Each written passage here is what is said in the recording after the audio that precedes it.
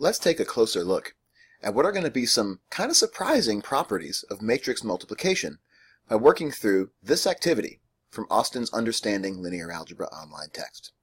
If you're following along an Edpuzzle, respond to the prompts as they arise. First, we're going to start by looking at these two matrices, A and B, and asking the question, if we want to form the product A times B, how do we know that the product AB is going to even exist in the first place?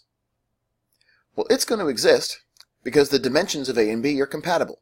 The number of columns in the matrix A is 3, the number of rows in the matrix B is 3, and those two match. Remember, we can form the product A times B if and only if A has as many columns as B has rows. So now that we know the product is possible, what are the dimensions of that product going to be? Remember that the product always has as many rows as the first matrix and as many columns as the second matrix. And so in this example, the product A times B is going to have 2 rows and 2 columns. So AB is going to be 2 by 2. Okay, great. So now that we know what the dimensions of the product are, what is that matrix product actually, A times B? What are its entries? Well, we can use Sage if we want to, or you can do this computation by hand. It's relatively straightforward because you're only getting a 2 by 2. And if I use Sage to compute this matrix product, by defining the matrix A using the matrix command, saying it has 2 rows and 3 columns, and giving it the entries of that matrix. Similarly for B, 3 rows, 2 columns, giving it the entries in this bracketed list. And then doing A times B using the asterisk. And I evaluate that cell. It gives me this matrix, 2, 4, negative 3, 9, as the product of A times B. So that's what happens if I multiply A times B. What happens if I try to reverse the order of that multiplication? If I did B times A, can I expect that that matrix product will exist? It turns out that I can. Because doing a dimension check, B is a 3 by 2 matrix, A is a 2 by 3 matrix, and B has as many columns as A has rows, and so the dimensions are compatible to form the matrix product B times A. And then we might also expect that when I form that product, what are the dimensions of B times A going to be as a matrix? B times A is going to be 3 by 3, have as many rows as B and as many columns as A. So B times A is going to be some 3 by 3 matrix.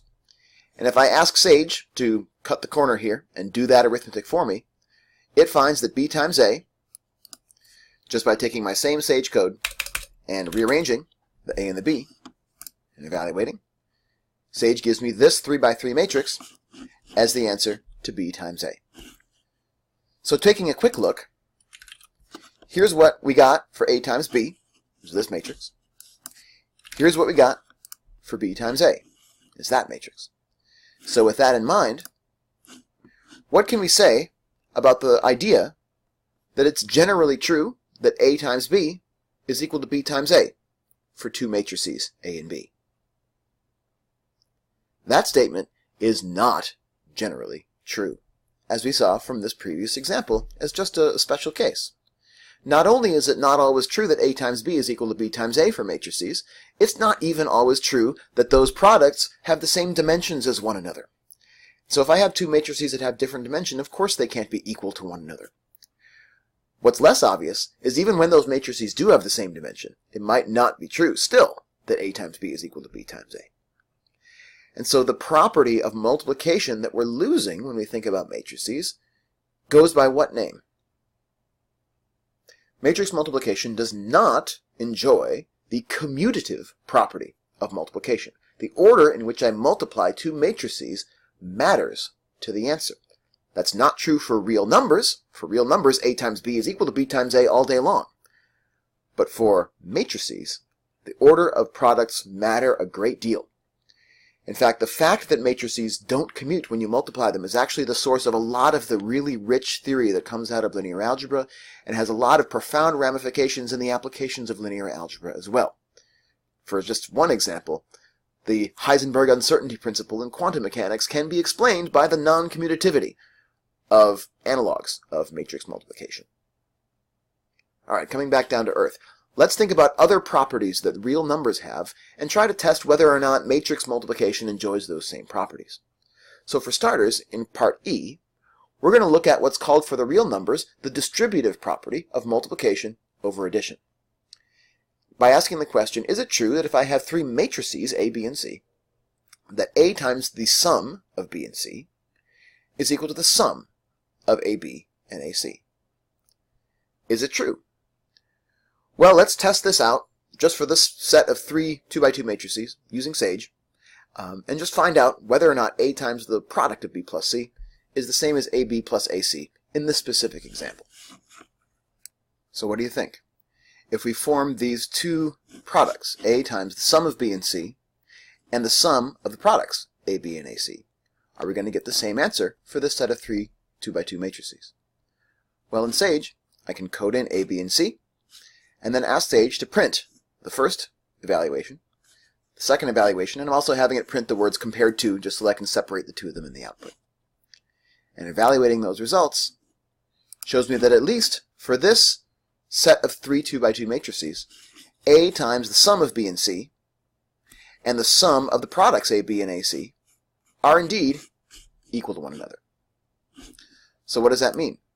As a general principle, the distributive property of multiplication over addition in fact does hold, always, for matrix multiplication. We didn't prove that just now. We saw one example that would have to hold in infinitely many different cases in order for us to have an airtight proof, but at least it provides us with a crumb of evidence that unless there was something really special about this A, this B, and this C, there's a good chance that there's a general principle behind it, even if we haven't proved it in this video at least. Alright, so what next? What other properties do the real numbers have in their arithmetic that we're interested in whether or not they hold for matrices as well? Well, in part F, we're asked to test this principle. A times the quantity B times C versus A times B, the quantity, times C. The question here is, if I'm multiplying three matrices together, A, B, C, does it matter whether I multiply the second pair first and then multiply by the first, or the first pair and then multiply by the last? So it doesn't matter the order in which those multiplications get evaluated, as long as the order of the matrices in that product remains the same. This would be an instance called what property that holds for real numbers? This property, when it holds for real numbers, is called the associative property. So does this property hold for matrix multiplication as well? Let's test that in Sage just to get a feel.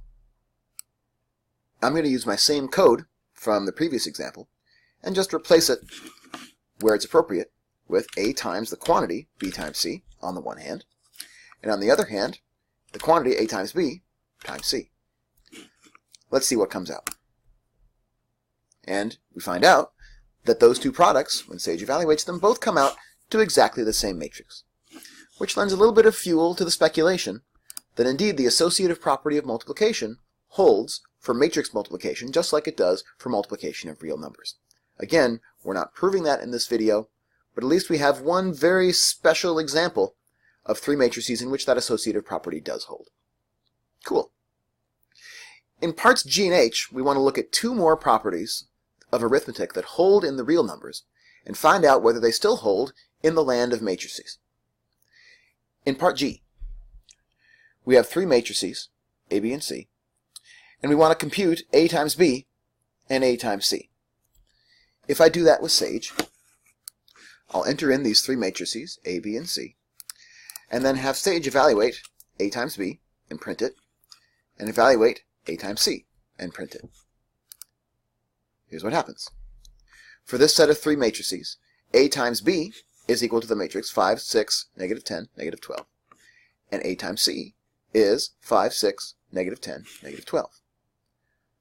So, what does this mean about the assertion that if AB is equal to AC, then it's necessarily true that B is equal to C? In other words, do matrices have the cancellation property that real numbers have, which says that if A times B is equal to A times C and these are real numbers, then I can just cancel the A's from both sides of the equation to discover that B is equal to C. Is it true that matrices have the cancellation property? They do not. Even in this specific example, going back to Sage, I had a matrix A, which I multiplied by two different matrices. Note that my B and my C are different from one another. But when I multiply them both by A on the left-hand side, their products are equal to one another. That's something that doesn't happen with real numbers, but evidently it can happen for matrices. So matrices do not enjoy the cancellation property. It's not true that in a matrix equation, AB equals AC, we can cancel out the A's and conclude that B is equal to C. That makes the algebra that we do with matrices somehow much more interesting and frustrating than the algebra that we do with single scalars. So if there's no cancellation property for matrices, we're going to conclude by looking at one more property that the real numbers have. Real numbers have the property that if I multiply two numbers and I get 0, then either the first of those factors had to have been 0 or the second factor had to have been 0. So let's take a look and see if that same property holds for matrices as well. So for this matrix, 1, 2, minus 2, minus 4, and this matrix, 2, minus 4, minus 1, 2, let's find out what happens when I compute A times B. You can go ahead and do this 2 by 2 product by yourself. What's the result of computing A times B? If you did all of this arithmetic out, you're probably in for a surprise. When I take these two matrices, A and B, and I multiply them together, the result is a matrix all of whose entries are 0. So I started out with a matrix A, 1, 2, minus 2, minus 4, and a matrix B, 2, minus 4, minus 1, 2. And when I multiplied these two non-zero matrices together, the result was a matrix which was all made of zeros. So it's not generally true that matrices obey the same property that real numbers hold. The property that says that if I multiply two things together and the result is 0, that one of them must have been 0 to begin with.